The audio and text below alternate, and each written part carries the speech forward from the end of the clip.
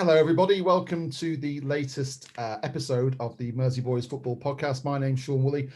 I'm a Blues fan. With me, I have Peter Bennett slurping his tea. I hope it's tea, Pete. It is tea, mate. It is tea. Yeah, we've won a couple of games, so I'm back on the tea now. He's probably drinking holy water.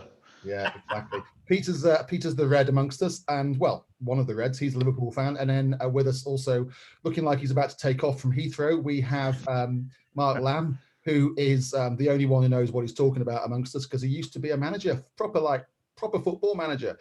He's a Man United fan, unfortunately, but he kind of knows what he's talking about, so he's been allowed on again. Yeah. Hi, Mark. How are you? Hi, guys. You all right? Yeah. I'm saying for today, Sean, do we have a head height rule? You know, after watching you yesterday at paddle tennis. So today, if we talk about football should be. By the way, Pete, you should have seen it yesterday. It was priceless. Every time I put the ball in the air, Sean thought, me and Angela thought he had a wasp in his ear. He kept swiping the racket about, but he could never get the ball. Then he refused to go for it. But, you know what I mean? It's brilliant. I think I might just do this. But, you know, if you watch the professionals play paddle tennis, Pete, you'll know that they don't do that, do they? They don't lob it up. They don't do a Wimbledon, do they? It's all about touch and skill and skill and guile, yeah. So I refused to play. As soon as he started knocking it up in the air, I just turned my back. I love the banter. And I was just about to compliment him on his wonderful sausage sandwiches yesterday, because he made the effort, went to the Argentinian butcher down the road, got some proper sausages. You know, not this bloody Bowyer's bollocks that you find in Iceland. No, proper sausages, and they were delish. Thank you, Mark. Thank you so much. Yeah, I'll send you the bill. Yeah, I know. Okay, so we've been 2 weeks since we last did this podcast. Strangely, we've been trying to get the podcast going in the last 2 weeks. We've had the reason we're on Zoom today, by the way, is because we're on restriction, so we can't really hook up together at the moment. But the biggest problem we've had is trying to find Peter Bennett, because obviously the last couple of weeks, Liverpool, it's been a couple of weeks where Liverpool haven't been doing so well. They lost.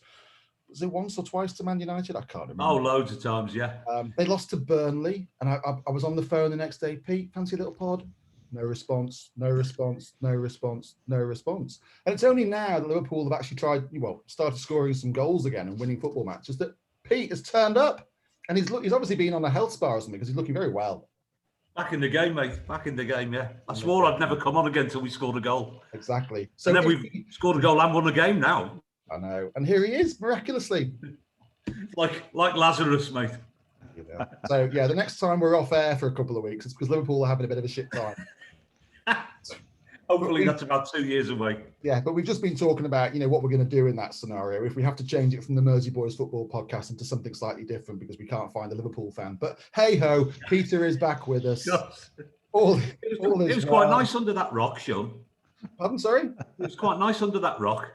Yeah, I bet it was. And the most galling thing is that obviously Liverpool's upturn in form also coincides with Everton's downturn. So I've got to sit here now listening to this. I'm well up for this, mate. I'm hoping this is a 3-hour one, this. Yeah, I mean, Mark's been on at me saying, get that Peter on the bloody podcast, because obviously he's a Man United fan. No sign of him. And now we've got to start off this revived bloody podcast talking about Liverpool. Good, isn't it? So over to you, Peter. While I just sort of, switch off for a while, you just talk about, put your feet up, mate. West Ham 1, Liverpool 3, and Tottenham 1, Liverpool 3. I'm off to watch Lorraine. We only seem to be winning in London at the moment, mate. You do? And why is that then? I don't know. It's going well at the moment, isn't it? I mean, but the last couple of, I certainly thought with the Spurs game, mate, they did at least try and attack Liverpool. I think West Ham made a misjudgment, to be honest, yesterday. They didn't really go hard at Liverpool. Played very much a kind of a 4-5-1 with Mikel Antonio doing a lot on his own up front. And I thought they missed a trick, actually, because without wishing to bang on about it too much, we've got a lot of injuries. Have you? Now we've got 4 centre-backs out, mate. The first 4 centre-backs. Mark, save me. You know what? I'm saying what Peter was just saying there now. I did think West Ham did miss a trick and they should have played the game that they've been playing for the last. It's been productive and fruitful for them for the last 6-7 games. Totally agree. That they completely changed the way they wanted to play, and they gave too much respect on their home turf to Liverpool. And I think if any time you're going to have a chance of turning them over, would have been an opportunity there, and they never did it, and they just played right into Liverpool's hands and stepped back. Don't you think that's typical of a David Moyes team, though? Because he's not got a great record of believing in himself or his team when they play top 4 clubs. Same at Everton. We could never beat anyone. And, whenever we had an opportunity, whenever we had the better side on paper, and there were several derbies, I can allude to, but he never went for it. It's just not in his DNA, is it? He's more, he's more defense than he's offensive. He's that's his makeup. He was obviously a centre back himself, but I just thought from the way the system they played, they were trying to, I think, maybe annoy Liverpool and maybe try and catch them on the break. That wasn't never going to work. And then, for me, they had that chance to do it and they never taken it. And I think for Liverpool is it's gave them massive confidence now, because if you look 3 weeks ago to where they are now, they've moved on. But the other side as well is that, in all respect, but I think Tottenham are way off the mark at the moment as well. So the key element will be how far they progress when they play City next week. What's changed for Liverpool then? Is there anything sort of internally within the camp there that's changed? Is there a different way he's playing? What suddenly, because you were having a torrid time, weren't you, really, for you? What's changed? To be honest, Sean, I think that they weren't playing that badly. I think just, we were talking about this a couple of weeks ago, weren't we? The West Brom game, they had 57 touches or something in the opponent's box. Now, and scored 1 goal, and then it was the same against Burnley and scored 0. And, this was going on and on. Confidence in the strikers seemed to be dropping off. That now Salah's suddenly started scoring again. Mane's scoring again, although he was out yesterday. Firmino's getting in the right place at the right time and gave him a rest yesterday. We've got a big week coming up, mate. We've got Brighton at home and then City.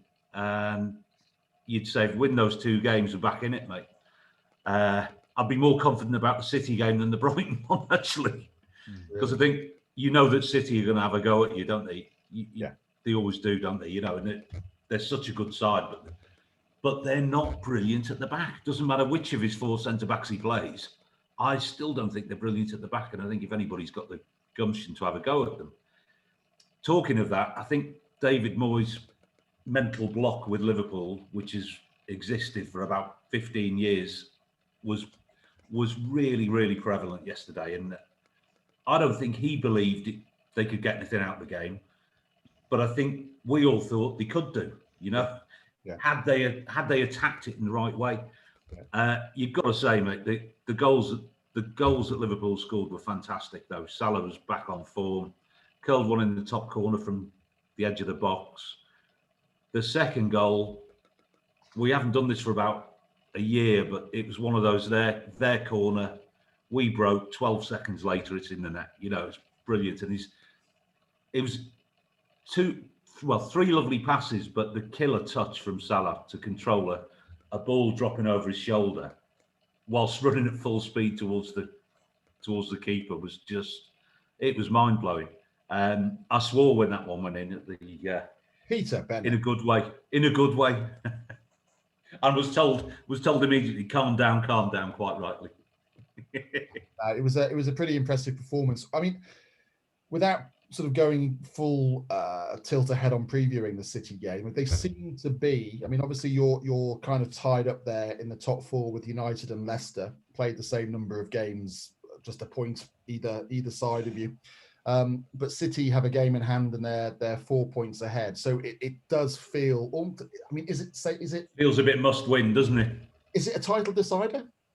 Well, it's certainly a must win for us. I think if we don't win it, you'd probably say that they're not making enough mistakes for anyone else to overhaul them. And they have got a more difficult run of fixtures coming up after the Liverpool game, but including United, I think, at some point. But it's tough for anybody to maintain pace with them. they are playing extremely well up until this weekend, where they were absolutely dire against Sheffield United, and Sheffield United could easily have got nicked a point at the end there. But they are what they are, aren't they? You know, it's Mark, what do you think? difficult to love, I would suggest. But Yeah. you know, even though they're a good football inside. Mark, do you think Man United are still in it, or do you think they've just had do you think they've shown their true colours in the last 7 days? I think they've shown their true colours. I know I keep getting slated and going on about Ollie, but I also think as well Fernandes is getting kind of sussed out a little bit. He's a top player, but Liverpool played him, I thought, very cleverly, when they played him twice, and he wasn't getting the space. And watching how he's reacting against Sheffield United as well, he's starting to get angry because he's always been the kingpin that goes on from that side. I think, Man United have made massive strides going forward, but they really concern me at the back. I think, if you look at the Man U team, if I was the manager there, I'd be saying, going forward, midfield, we've got support, we bomb on, we do that. But players like Harry Maguire, he doesn't know if he's going to play Lindelof, he doesn't know what he's going to do, chops and changes. I'm not confident about De Gea as well. I think the keeper number 2, I think, is should be given more of an opportunity. But for me, going back with Liverpool, Pete was saying that I still can't believe Klopp has not went out and signed a centre back. Yeah, now he's signing one today, isn't he? A lad from Preston, by all accounts. Yeah. Here's one for you guys. I've got something to throw in there. I was listening to a podcast last night, and the old player. Do you remember Terry Gibson? Oh, yeah. Yeah. Well, Terry's does his punditry out in Spain, and he's really knowledgeable. He does well. Yeah. And Sergio Ramos has asked for a 2-year deal for Real, and Real are orchestrating to get rid of him, and they've offered him a 1-year deal. He doesn't want 1 year. So if Zinedine Zidane pushes his player out the door like they did with Bale, it's not going to go down well with the fans.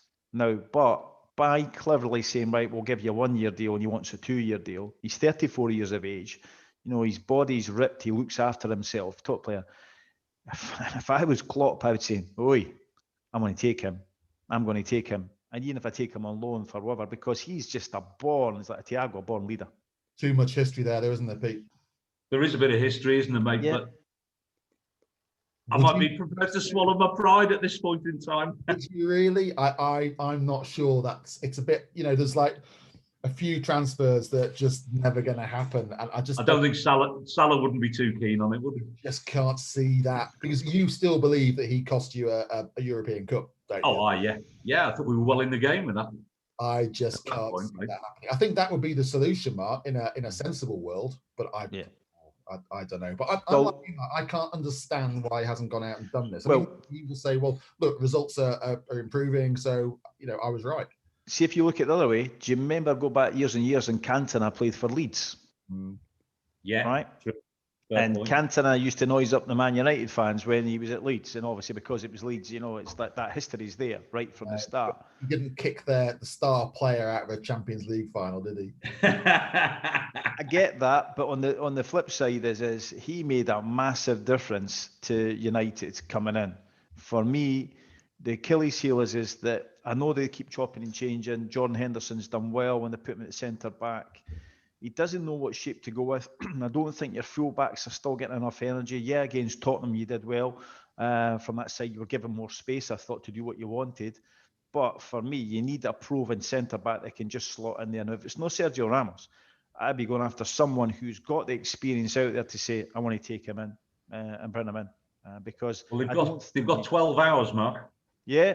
But I don't think he's going to do it. That's the ironic thing is. No, I think he's just going to keep as I don't think so either.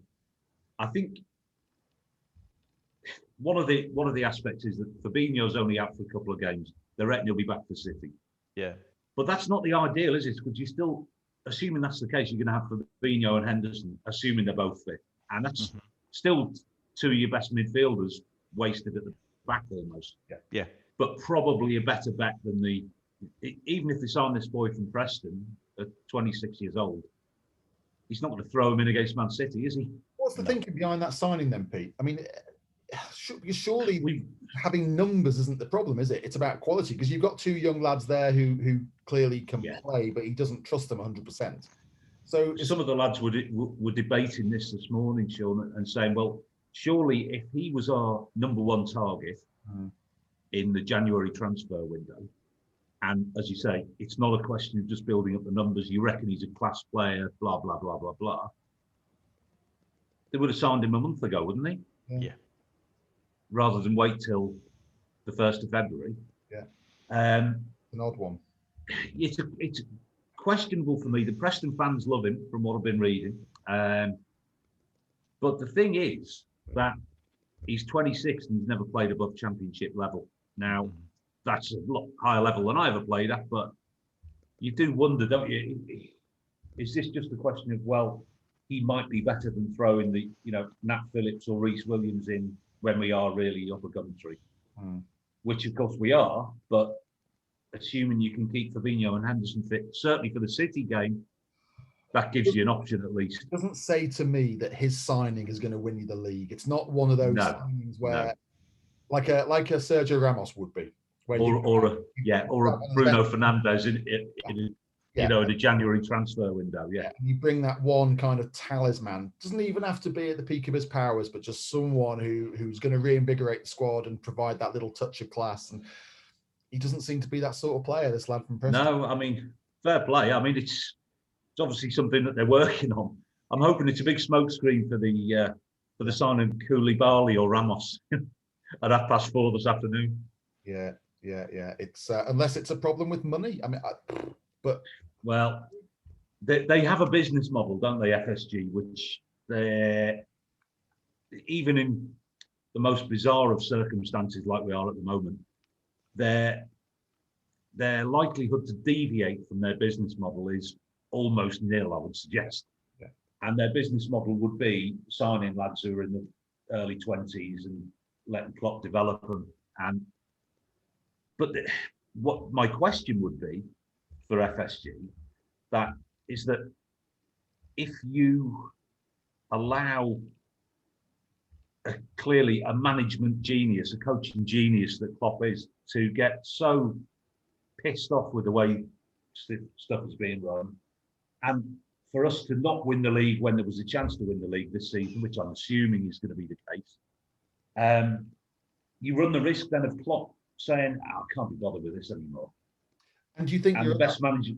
Well, I don't know, but he says all the right things, doesn't he? But I do wonder. You do not want to piss this man off because he'd walk away, I think. And if we were saying, weren't we? He's asking for a rebuild, is he? He's not asking for 100 million here. He's asking for a short-term fix to a specific problem. He seems to be happy with the rest of the squad. Yeah, totally. But what he said the other day was, well, I don't spend it kind of thing. It's. Yeah. To me, that said, I'm pissed off, and I just want one player in who's going to help. Absolutely.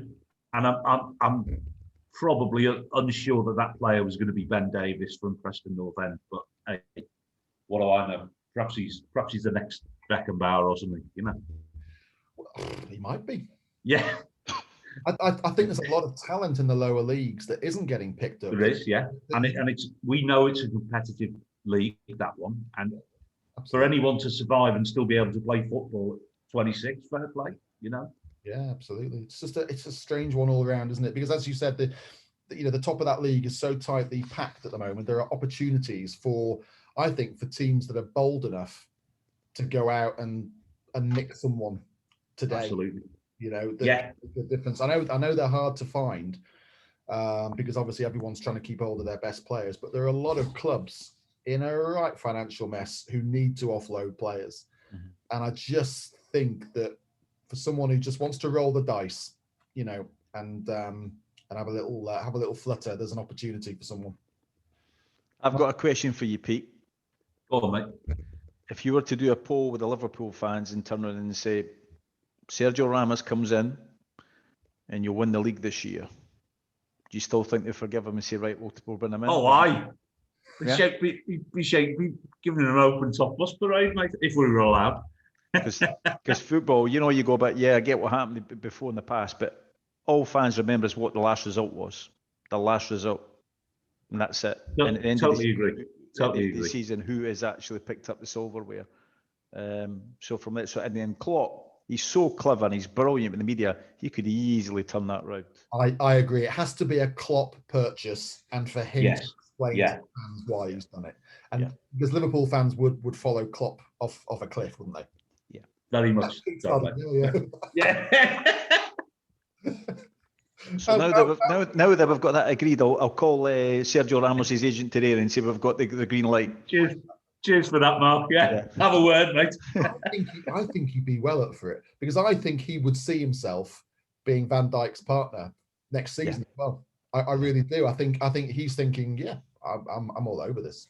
And you know what he loves as well? He loves controversy. He wouldn't mind at all. He's the type of player, talisman, that would walk into Anfield and couldn't give a shit what he'd done in the past. You know what I mean? Drive on it, wouldn't he? And then when he starts kicking Man United players off the park and things like that. Yeah, Mark, that's a really good call. I don't think it's going to happen, but that's what I would be trying to do. Yeah. Well, the word on the street is he wants a Premier League club by today, so let's see where he goes if he doesn't go there. Fingers crossed, mate. Good old Terry Gibbo puts us onto that one, mate. Yeah. So, there was talk about United going in for him. Any one in there? There could be opportunity there, but he'd be good for Maguire because he would bully him about and tell him where to be and what to do. You know, he would lead the line from that side. But again, will United spend the money on something like that and give him the salary that he wants? Yeah, must be about 300 a week. Yeah, So Liverpool are backfiring, back in top gear, which is lovely to see. Let's talk Cheers for that shot.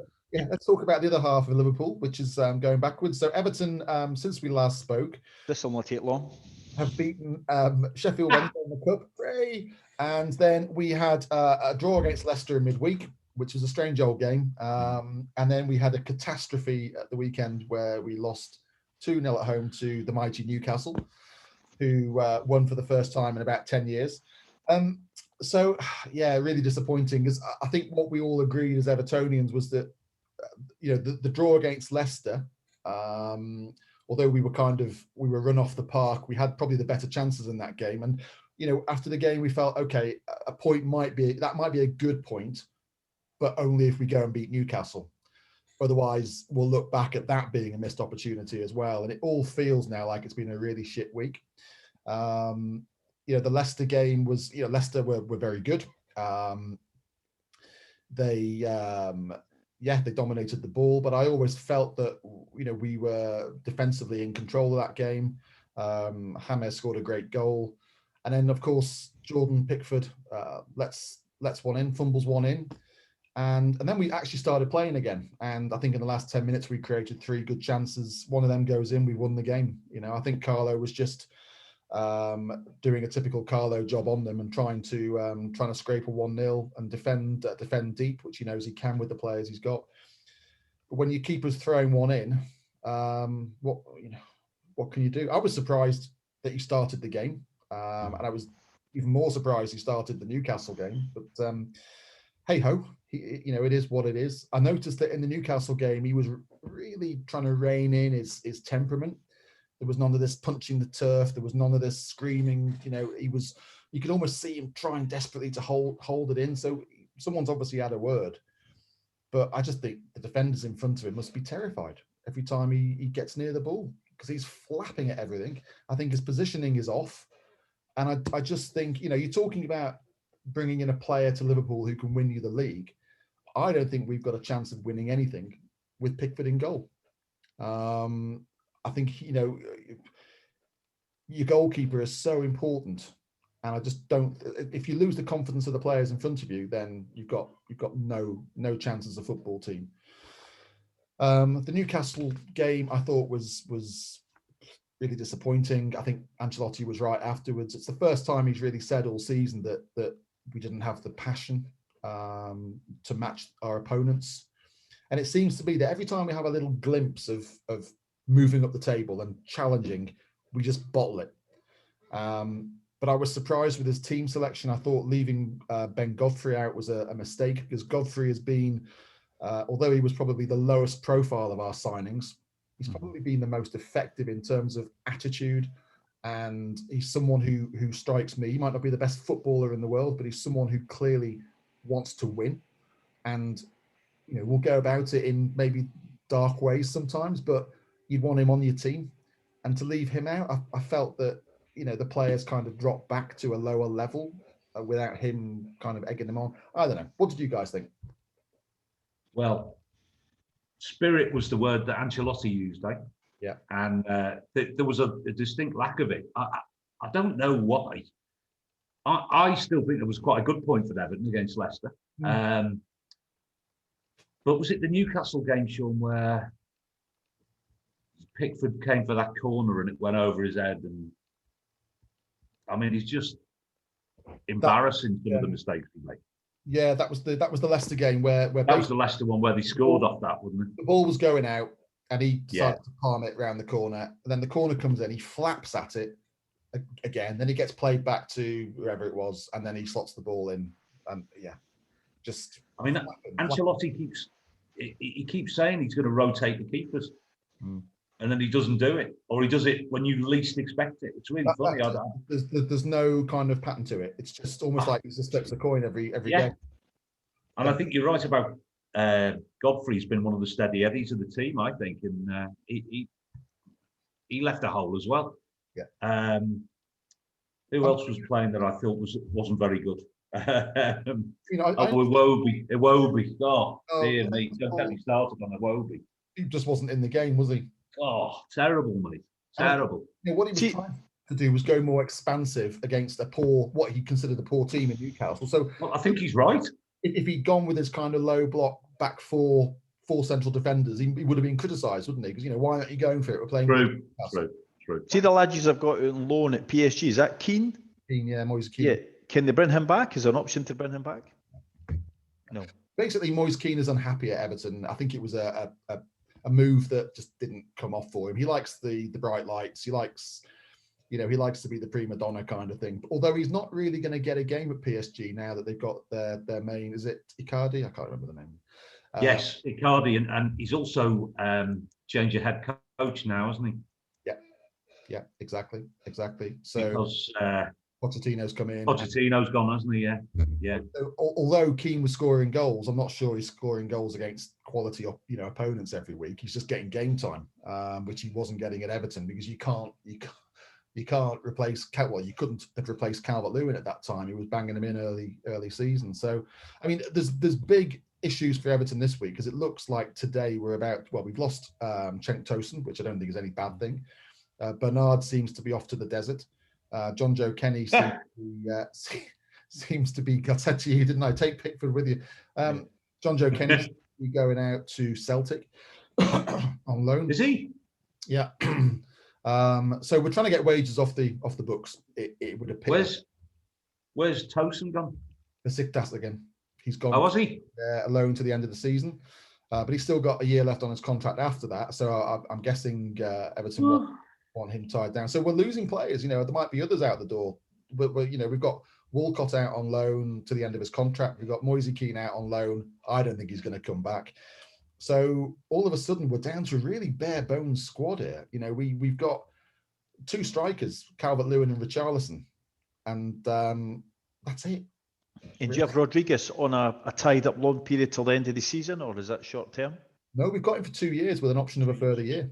Oh, good. Yeah, so that was a proper straightforward. Well, I'm saying straightforward. I'm sure he's got lots of get out clauses, but yeah, it's a 2-year deal with the option of a third. So he's kind of as tied down as he can be. I guess if he wants out at the end of this season, then we'll be able to attract a fee for him. But yeah, I don't know what's going to happen today. I can't see them going into the market because it looks like it's going to be a panic move. But we seem to be desperately trying to offload these players that Carlo doesn't rate. Yeah, I think when I look at the team and I watched the game against Newcastle, I just thought you were like a 5-a-side team. There was no cohesion, there was no connection between the centre backs, the midfield, and the strikers. And then, if any manager, your team has to be right, and you build around it from there. I agree with you. Pickford is just calamity Jane. He just needs to be moved aside, put out on loan, and that's what I would do with him. Just say it's your last chance, and put him out on loan somewhere. Yeah. Do you think we're playing too deep, Mark? Because there seems to be we don't like playing the long ball, but we have a very, very, what do they call it now, low block, because I think he said, hasn't he, the defenders he has, Mina and Keane, are great players in their own box. Yeah. But if they want to play a higher line, they're going to have to play people like Holgate and Godfrey in that position who've got great recovery pace. My concern is that we're playing very, very deep. So there's a disconnect between, effectively like your Decore or your Allans when he's fit are having to come so deep to get the ball to start attacks. Then you've got a massive gap forward to your Calvert-Lewin, and he's just kind of waiting there for some service. And I don't know. See when you take it back to the beginning of the season, obviously you had hot summer days where you were playing, the pitch was fiery, good temperatures, they put a new team together, they're all buzzing about to try and get the team in play, and Everton were doing well. And, we thought chance maybe top 4. Where you look at them at now is a lot of fans will have a go at managers and say, no, they're playing too deep. But sometimes it's not actually the manager's fault.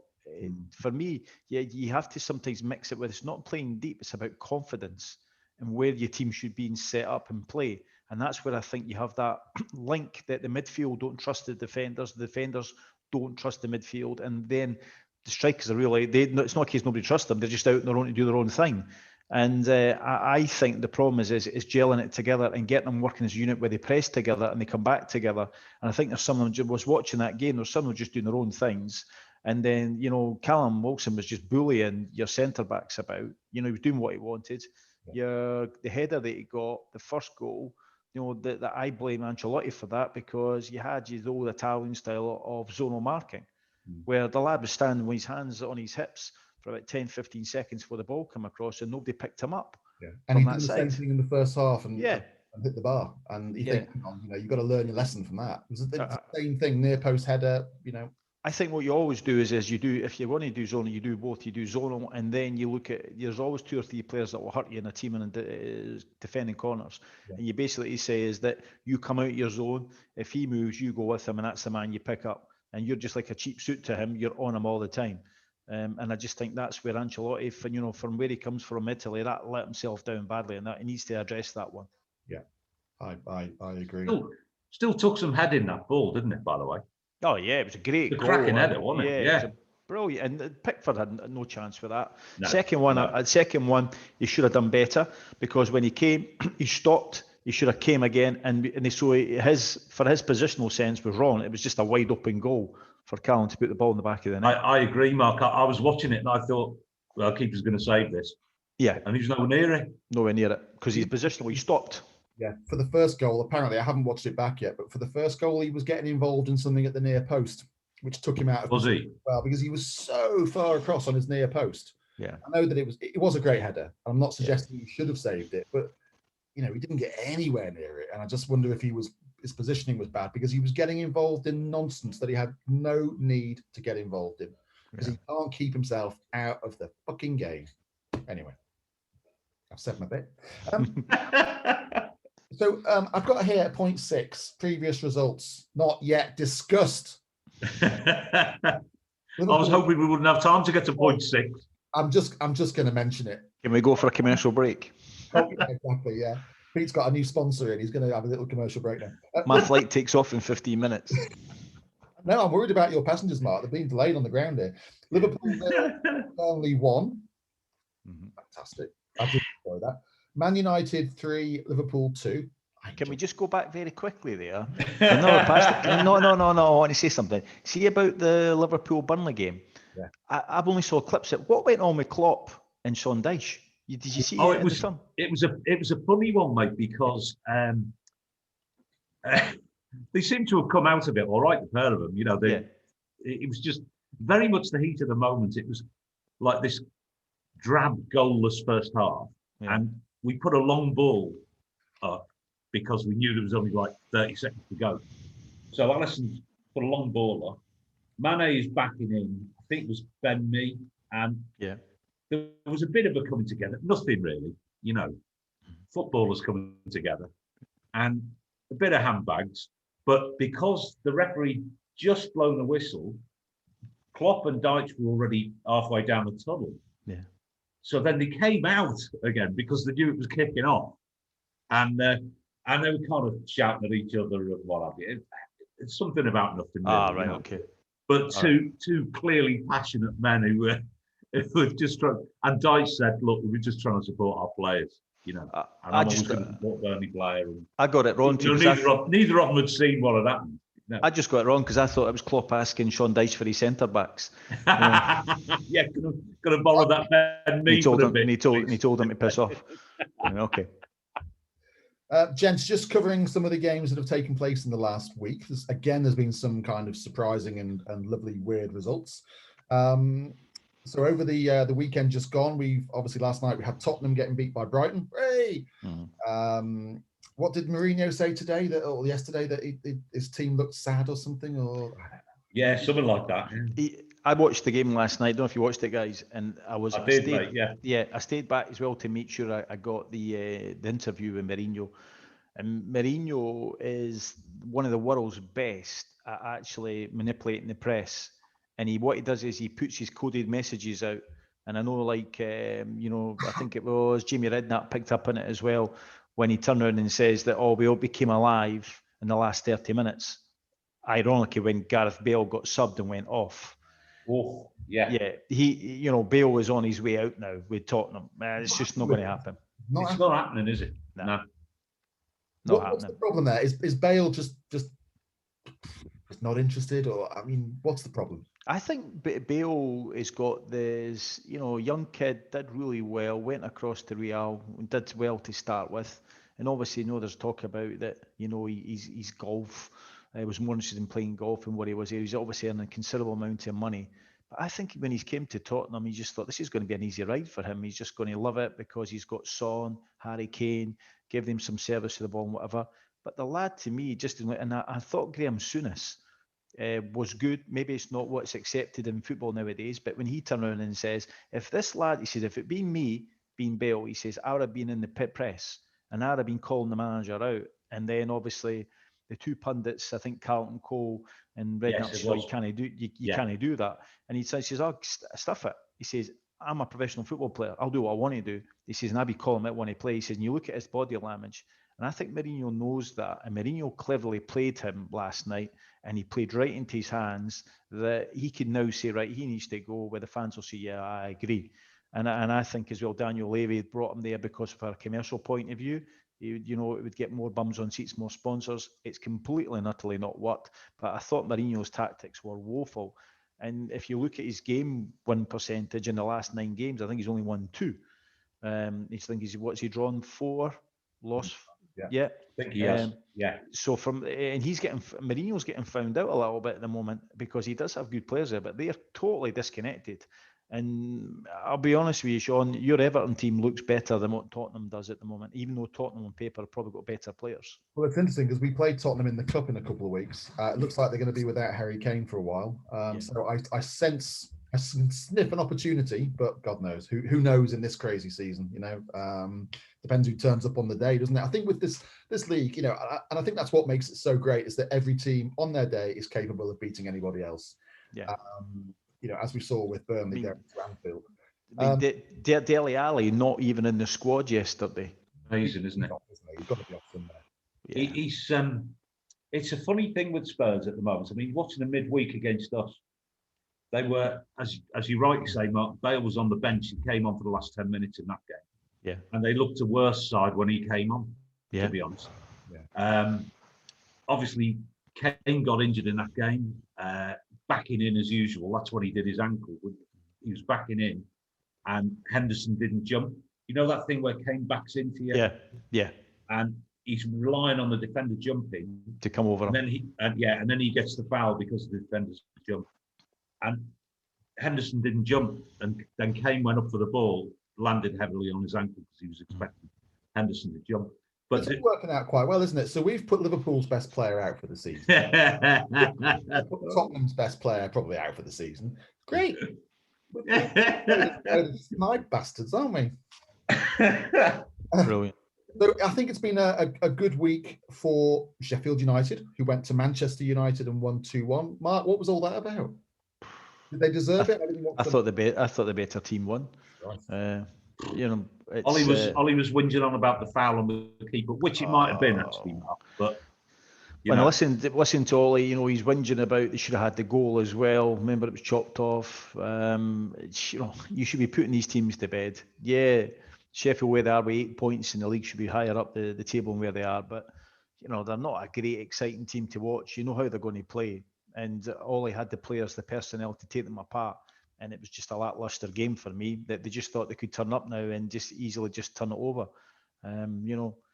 The bottom line is that they need to go and try and get themselves fighting against obviously Liverpool and Man City till the end of the season, or it'll be seen as a massive failure for Ollie. Having got in the position that they've got, I would agree with you. I don't think it would have been from August when it started, but having been top a couple of weeks ago. And I put my hand up now and apologise to people out there for listeners, is that I turned the game off after 18 minutes against Arsenal. It was terrible. I just don't like watching Arsenal anyway, but it was just a dire game. Mark, I did the opposite. I did that thing from the 70s where you avoid the score. Oh. And watch it on Match of the Day. And the game was, and they kept it till last. So I thought, this is either going to be 5-3 or 0-0. Like two of the biggest sides, obviously. And they kept it till the last game, and I thought, And as soon as it kind of started playing, I thought, it doesn't look like a 5-3, does it? He's got it was horrific. Winning again, there wasn't the Arteta. I've put Arsenal down as having a good week because they went to Southampton and won. Tell you what.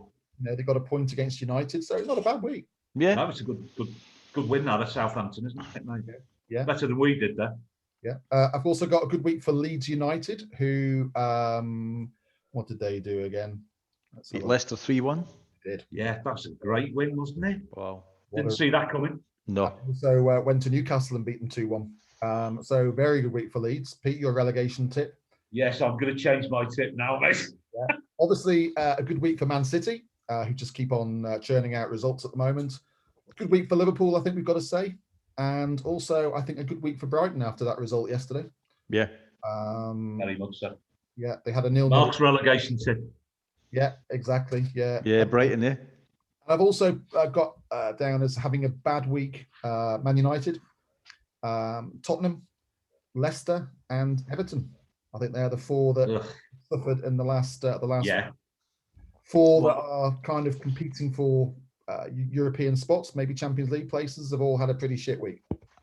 I'm still hoping that West Brom go down because Sam is on a $5 million payout if he keeps them up. That's what he's on his contract. Jeez. Bloody hell. We've already Googled his net worth. I know. Yeah.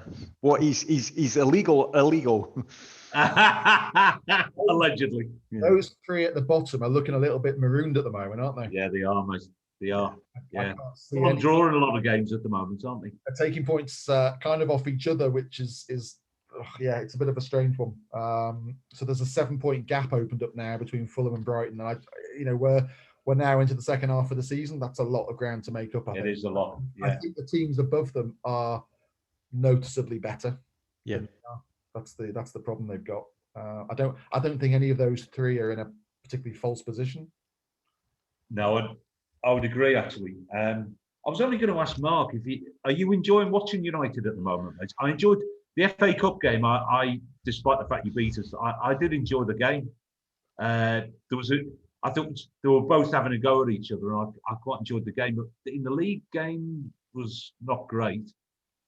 And I've been watching United a bit, obviously, because they've been up and about in the top, and I haven't really enjoyed them that much.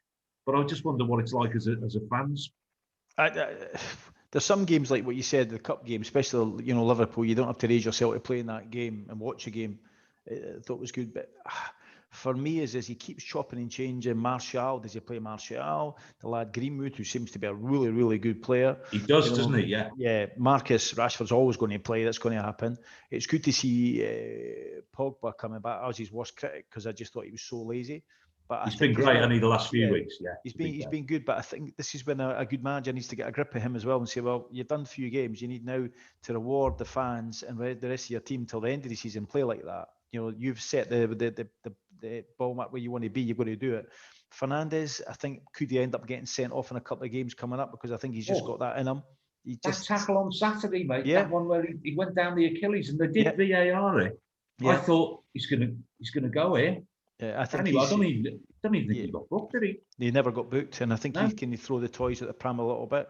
But going back to what your question you're saying is that they don't fill me up. I mean, I remember the days with Fergie where you'd have, your wing backs, you'd have your wide players bombing up and down, the balls be getting put into the box. That's what he did play. I know games maybe moved on, but it worked for us. We don't kind of have that now. It's all tippy-tappy stuff in the 18-yard box. Move it up, see what happens. If we try and rely on a set piece because Fernandes is good, but obviously with the dead ball, he's good with that. We give him that. Yeah. I'm not a fan of De Gea. I've never been. Not a fan of Maguire. I think Lindelof gets a hard time sometimes because when I watch Maguire and Lindelof, Maguire he's the skipper, but he sometimes goes into wrong areas. He just follows the man, doesn't follow where the ball's going to be, and then it leaves Lindelof exposed. Then does he play Bailly at the back? Who does he play? I thought Shaw, who's obviously been overweight for a while, is coming on to a game now. He's playing really well at the moment, isn't he? He's playing well, so I apologise for that because I got that one wrong. I thought he'd do well. But then if you look at it is that will we win silverware this year? No, we'll not. No. We're not going to win silver. We're still in the cup. We're still in the cup. Yeah. We're not. But we're not. We've not got that cutting edge. We just didn't have that thing that just bang. It makes the team work. I like watching Rashford play. I think he's a really good player. Always plays well against Liverpool as well. As you mentioned, Lindelof, I thought he was excellent at Anfield. Really had a good game, and far better than Maguire actually. Yeah.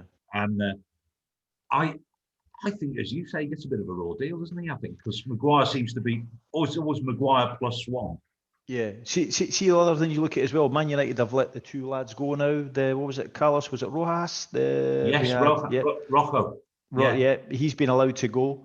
And what's the other one? The second one, the foreigner who played at the back. Oh, I can't remember him. He was the Argentinian guy as well. He's been allowed to go. You've got the keeper. You've got centre back. What's his name? Dark-haired lad, tall. I'll come to a minute. Igalo's gone as well, hasn't he? He's gone. Is he gone back to China? Yeah, that was just that again. That was just that was a stopgap, wasn't it? That was a stopgap. Well, they had injuries, but for me, the goalkeeper, I thought United who let go was a great goalkeeper, and they've let him go because I think Everton wanted him, didn't they? Romero, Romero, yeah. Still Argentina's keeper, you know. Yeah, he's going. Where's he gone? Back. Well, they're letting him go. They're going to do a deal with his contract. He's going to go today. That's mad. Yeah, I think we're all over that. All over that. I think we should have been all over Igalo as well to the end of the season. Yeah. I Why agree. not? So for me, going back to it is that we're never going to get it. We spent too much money on Harry Maguire. End of. Well, that's it. Anyway, we've got some big games to look forward to this coming week. Wednesday night, Leeds United against Everton and Liverpool against Brighton. And then at the weekend, Man United against Everton on Saturday evening. And on Sunday afternoon, Liverpool versus Manchester City. So some big games.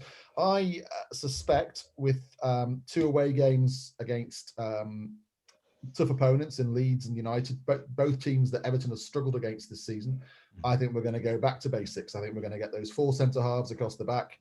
I think we're going to keep it as tight as possible and hope that our more creative players can produce 1 or 2 moments of magic. Will Jordan Pickford play? No, I don't think he can. I don't think not in the Sean Woolley side. No, I think he goes Olsen. I think he goes the four lads at the back who clearly like playing together and have it in their heads to just keep a clean sheet. And I think that's great. And I just think we allow Leeds and United to kind of dictate the pace of the game.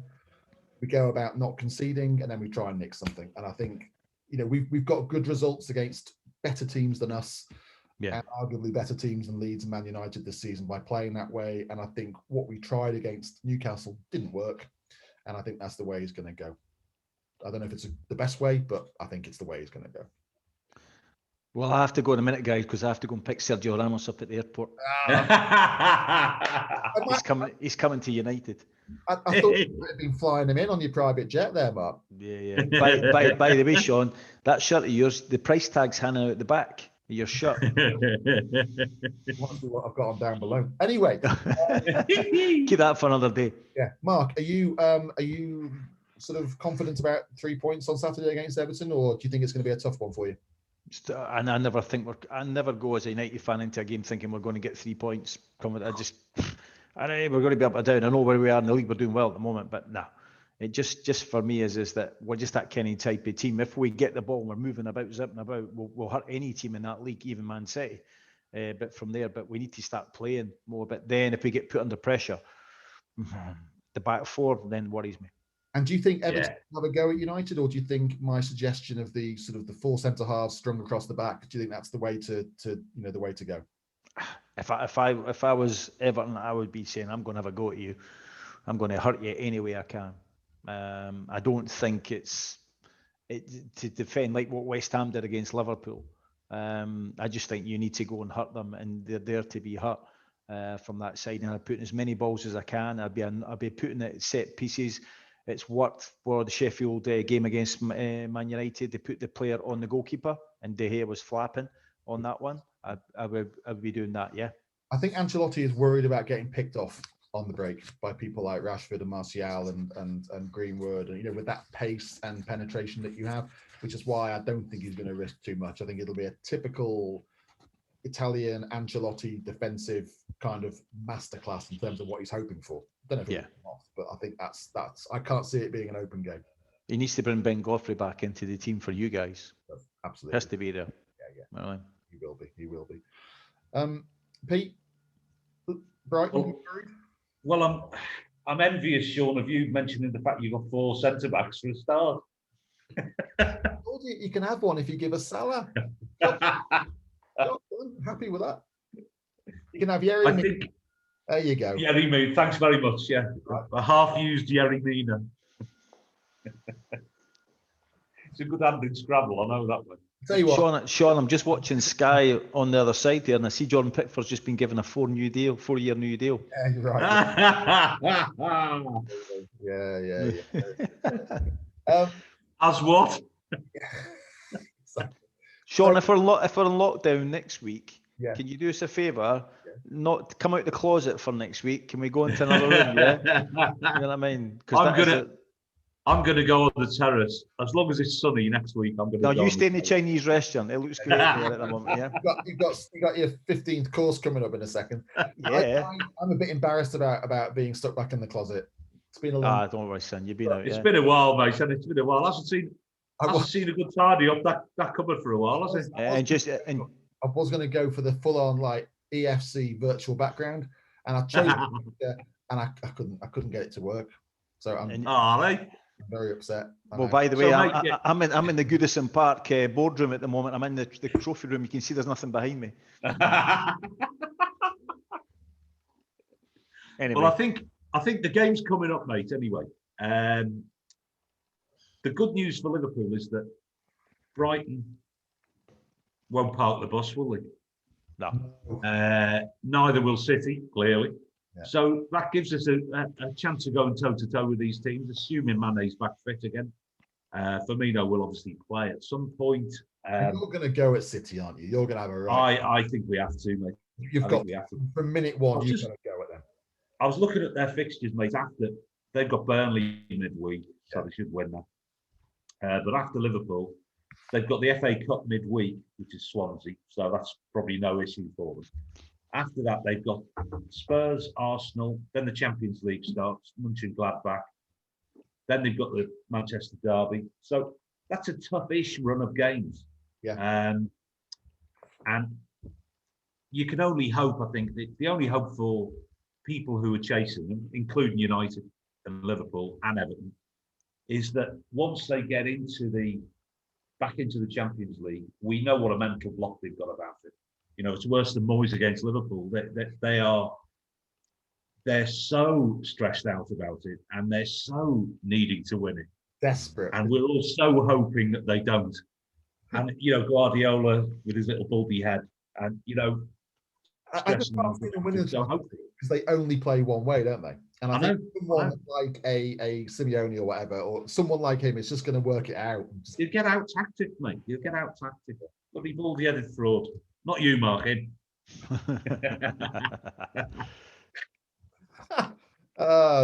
So prediction time. Let's start with Leeds Everton. I'm going Cool. 1-1. 6-5 either way. Could be, couldn't it? 2-2. 2-2. Pete? I like that actually. 2-2. Yeah. We're going for 3 score draws there. Bloody hell. Yeah. Liverpool Brighton. I can't see it being anything other than 2-0. I'm going 3-0. 1-0 for Liverpool. Man United Everton. Mark, start with you. 0-0. Ooh, Pete. I see United winning that, mate. I'm afraid. 2-0. I think I do, but I'm going to go 1-1. And then Liverpool Man City. Mark, start with you again. Liverpool Man City. I think that one will be a 3-2 win for Liverpool. I think Liverpool are going to turn them over. I'm going 2-1. Pete, very quiet. Come on. Yeah. 2 weeks. We need a win. We need a win, mate. We need a win. By the way, I might have to change that result 3-2 because word is coming from Sky at the moment that Salah will not be at that game because he's picking up Ramos from the airport. Klopp's organised a hotel for them for the night to make up together. You're gonna have a busy day today. Later, we'll get with your private plane, aren't you? Get back on the tarmac. Yeah.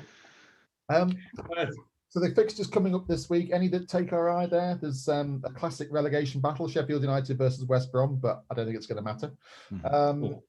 Man United, Southampton. It'd be a good game now, I think. Yeah, I think so. Southampton have gone off the boil, haven't they? They have a bit, haven't they? Yeah. As we said, Burnley against Man City, Fulham versus Leicester, Villa versus West Ham. That should be a good game. And Tottenham against Chelsea on Thursday. What do we make of Chelsea? Frank Lampard's been sacked. We have Thomas Tuchel, whatever his name is, taken over. He got his first win at the weekend. What do we make of all that? Give him a year and you'll be gone. Yeah, I guess so. You know, what was that stats? What it is, isn't it? 23. Was it 23 managers? Oh, yeah. That's crazy. In 15 years. That's crazy. Isn't it? It's. You want to go and manage Chelsea? I mean, let's be honest. I mean, I know some of the top names, but is it a job you'd want? No. Poison chalice. Yeah, totally. Which and it amazes me how he still gets. I mean, obviously there's money involved, but it still amazes me how a manager wants to go there because it's not going to enhance his CV. No. You're going to be there a year or two maximum. Doesn't matter if you win the league and cup double like Ancelotti did or whatever he did.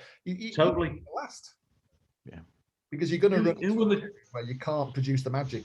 Well, you look at Abramovich, his best mates with Putin, so that says it all. You know what I mean? It's his way of the highway, yeah? Yeah, that's true, isn't it? I mean, who's the one who won the Champions League? Di Matteo. Yeah. And then I know he was kind of a stopgap interim manager, but won the Champions League. And then it's like, thanks a lot, Roberto. Cheerio. But the way it's going, he's going to run out of options, isn't he? He's going to run out of managers. Totally. This merry-go-round will eventually stop, and there's an empty chair there, isn't there? You know, because run out of managers. Been through all this, been through all of them. Unless he does it himself, which I don't know what Tuchel's all about really in terms of footballing philosophy. I don't know what Chelsea that's any different. I know Lampard was trying to build something, wasn't he? Which is why he trying to play the youngster. I thought it was great. What was it? Was it BT Sport last week when they were talking about Tuchel and he turned around and said, and I can't remember who it was doing the football punditry, but they turned around and said to one of the lads who doesn't get involved in football at all, he says, even you could have won the league with PSG. You know what I mean? It's a crap league and the money that they had. Yeah. It's absolutely. I'm just checking before we close out if there's any transfer news because I've got a quick one for you. I don't think Dele Alli will be sold now or go on loan because I think the results that Tottenham had in the last few weeks, I think Daniel Levy will say to Mourinho, he needs to stay and he needs to be playing again.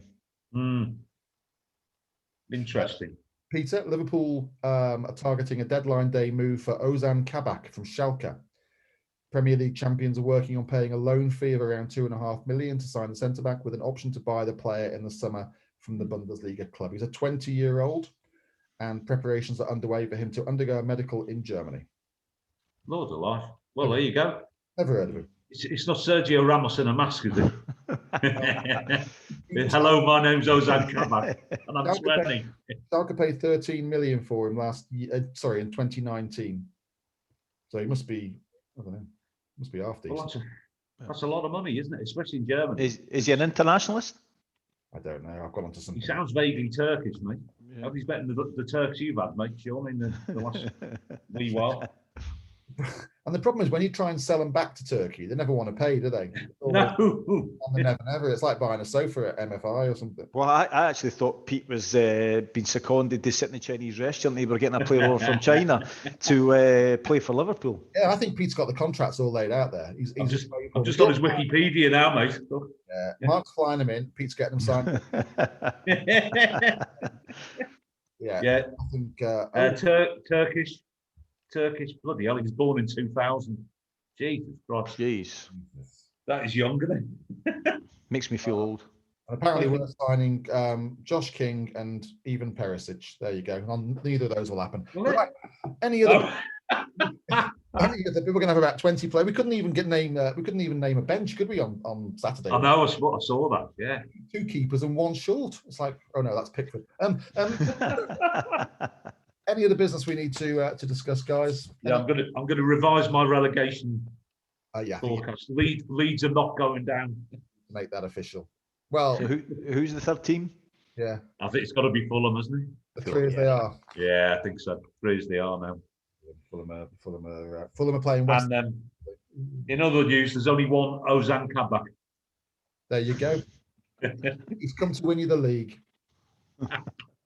I don't know if it'll be the Premier League, but he's come to win you something. And obviously our regular slot, because Nicola and Heswell likes this one. Who's shagging who? do we know? Any gossip about, No? Okay. No. No. Well, it's a bit left field up for us, mate. I know, but Nicola likes a bit of juicy goss. Can't let her down. Our only listener. Do you know that Sean just brings this football forum together just to have that final segment of who's shagging who? Yeah? Just to actually make his life. I'll do some research on it, mate, for next week. Well, it doesn't have to be shagging. It can be like, who's snorting coke off off the coffee table in the Hilton. Listen, we're not talking about Cloud9 staff parties. Calm down. Advertising. Good stuff. Well, gents, thanks for joining us, and thank you to Zoom for being our sponsors. Fantastic. Yeah, we could do this again, couldn't we? We could have more of us. We could, apparently there's a podcast I listen to called For the Many with Ian Dale and Jackie Smith, who and they've just done a Zoom thing and invited like 1,000 people to join them. Oh my God. We could do the same. We could invite like the audience on The Voice and that. Yeah, we could invite Nicola 1,000 times. So Pete could be Tom Jones. Pete could be Tom. Exactly. Oh, just raising the average age of it there, mate. That's not unusual. Hey, very good, very good. So yeah, I think we should do that. I think we should have like an open session where people can ask us questions.